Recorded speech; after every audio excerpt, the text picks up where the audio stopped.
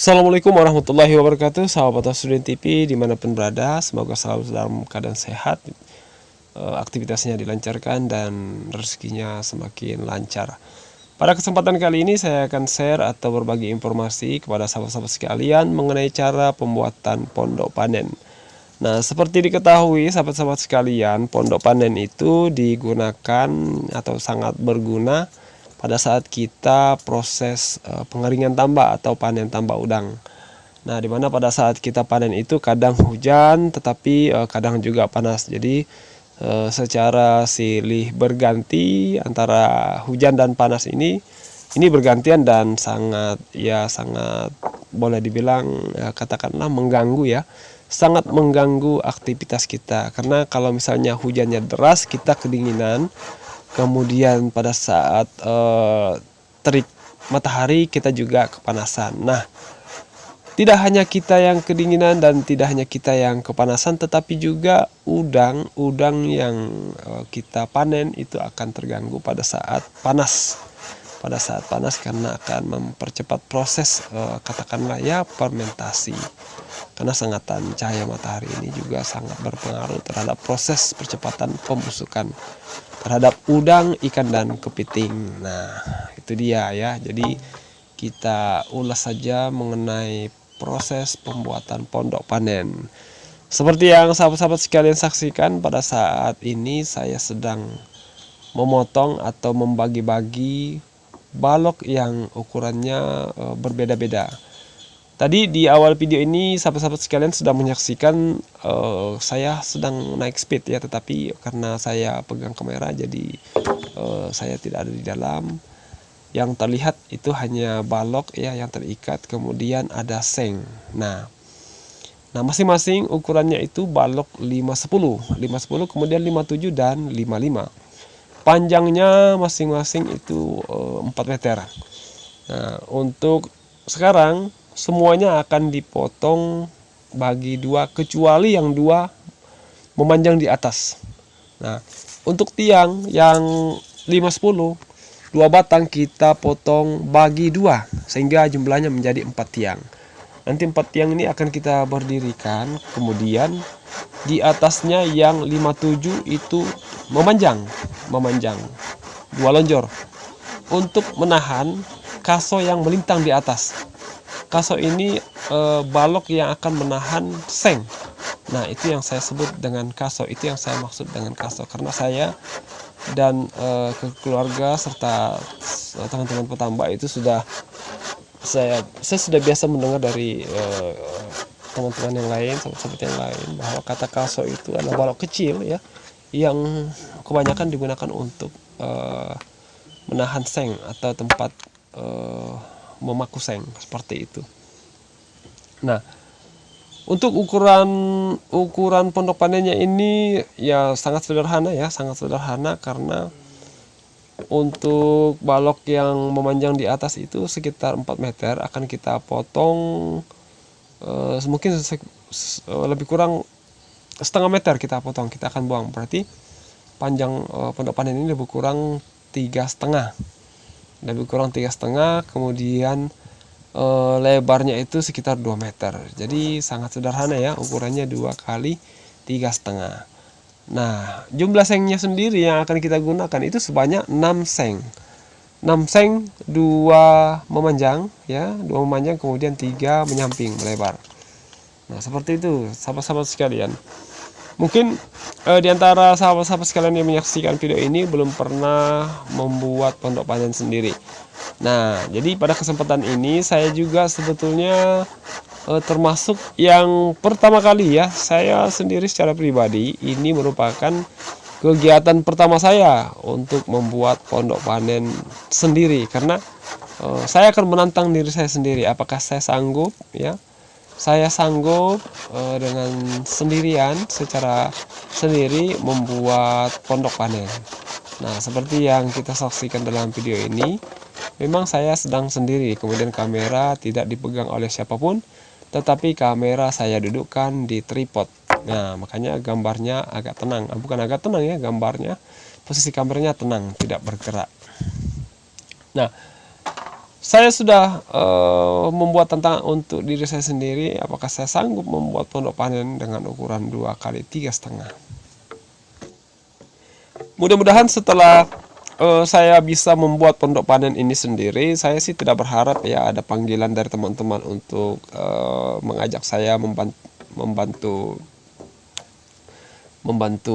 teman-teman atau sahabat-sahabat sekalian membuatkan pondok panen. Tetapi saya berharap dengan adanya tayangan video ini, sahabat-sahabat sekalian terinspirasi yang tadinya mungkin tidak terlintas dalam pikirannya, bisa membuat pondok panen sendiri yang boleh dibilang cukup sederhana ya, karena memang pondok panen ini yang fungsi utamanya adalah melindungi kita pada saat melakukan proses pemanenan tambak dari sengatan sinar matahari atau dari derasnya air hujan.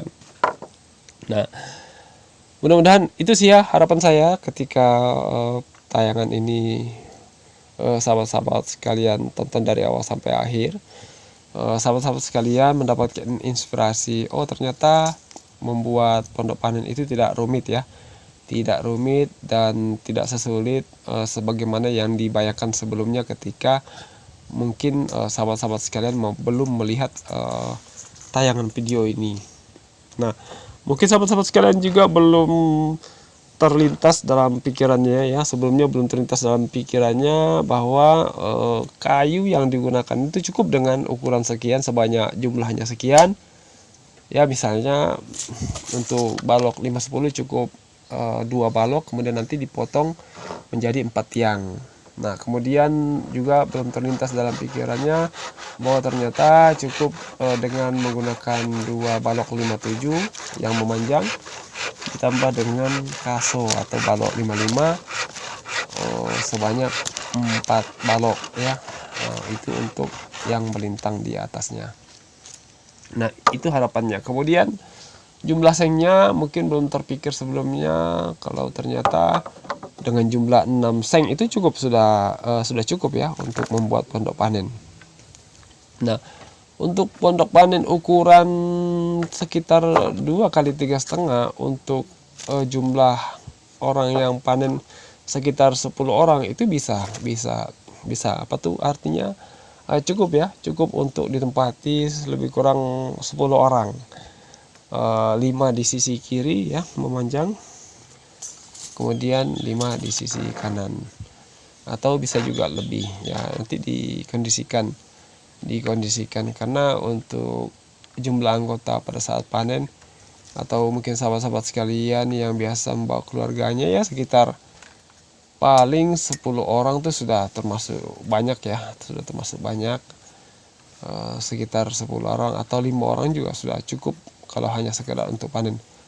Kadang memang yang membutuhkan banyak orang itu ketika panen ikan ini memang harus banyak orang, karena satu fenomena ketika kita panen ikan memang panennya itu tidak seperti panen udang, yang mana ketika kita panen udangnya itu pada malam hari setelah selesai isya ya, setelah selesai isya menuju tengah malam. Di situ kita lakukan pemanenan pada saat malam hari.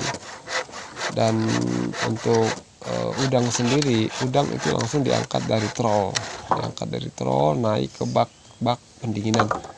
Beda dengan ikan ini saya melihat fenomenanya memang unik ya. Pada saat kita panennya itu subuh, sekitar jam 2 itu pintu tambak sudah dibuka, kemudian airnya dibiarkan keluar sampai tambak kering, dan ikan pun tidak langsung diangkat. Ikan dibiarkan di dalam trol, di dalam jaring penampung. Dan biasanya kalau kita panen udang, trol atau jaring penampung di pintu tambak itu kita gunakan hanya 1. Tetapi pada saat panen ikan itu digunakan sebanyak 2 dengan cara disambung. Jadi yang tadinya mungkin sekitar 12 meter jadi 24 meter disambung. Nah, kenapa disambung? Karena ikan yang masuk ke dalam jaring penampung di pintu tambak itu tidak diangkat sampai proses pembongkaran. Jadi memang dibutuhkan jaring atau trol tambahan, sehingga daya tampungnya bisa lebih banyak di bawah, karena ikan ini tidak diangkat pada saat panen belum selesai atau ikannya belum banyak yang mati. Nah, jadi ikannya dibiarkan banyak yang mati ya. Nah, begitu selesai subuh baru dibongkar supaya sisiknya tidak rusak. Nah, itu sih yang saya amati selama beberapa kali ikut proses pemanenan ikan. Nah, sehingga memang pada saat panen ikan itu jumlah orang kadang banyak ya, seringkali banyak. Apalagi tergantung jumlah bibit ikan yang ditebar. Kalau semakin banyak ya memang mutlak harus banyak orang. Kalau tidak banyak akan setengah mati panennya. Apalagi kita kejar waktu. Nah, kejar waktu pada saat sudah pagi itu biasanya cuaca sudah mulai berubah ya. Tadinya subuh dingin menjadi semi dingin atau menuju ke panas, katakanlah itu, sehingga dampaknya bisa tidak baik terhadap ikan yang ada di dalam jaring. Makanya perlu banyak orang supaya cepat dibongkar masuk ke es pendingin ya, peti pendingin seperti itu, supaya ikannya awet dan tidak cepat rusak. Nah, jadi itu sekitar perbedaan ketika kita panen udang dan panen ikan. Nah, panen ikan. Kadang juga kalau misalnya kita panen ikan, jarang ada yang duduk atau tinggal di pondok panen. Nah, jarang. Karena biasanya itu kita tinggal di pondok tambak. Nah, jadi pondok di tambak itu ada dua. Ada pondok tinggal dan ada pondok panen. Jadi dua hal yang berbeda. Nah, untuk yang dalam tayangan ini saya sedang membuat pondok panen yang hanya digunakan pada saat panen, atau mungkin pada saat kita kerja ya selama kita beraktivitas di dalam tambak, mungkin menyemprot atau mungkin kita gali tanah, kita meratakan pelataran dan lain-lain sebagainya. Itu kadang kita pada saat istirahat kita butuh duduk santai di luar ya sebelum masuk ke pondok tambak atau tempat tinggal. Nah, seperti itu. Oke, sahabat-sahabat sekalian, itu dia sekedar informasi ya, harapannya sahabat-sahabat sekalian dapat ada inspirasi ya setelah menyaksikan video ini. Silakan tonton video ini sampai tuntas supaya sahabat-sahabat sekalian tidak gagal paham atau tidak ketinggalan dalam proses pembuatan pondok panen dari awal sampai tuntas. Terima kasih sudah menyaksikan video ini. Wassalamualaikum warahmatullahi wabarakatuh.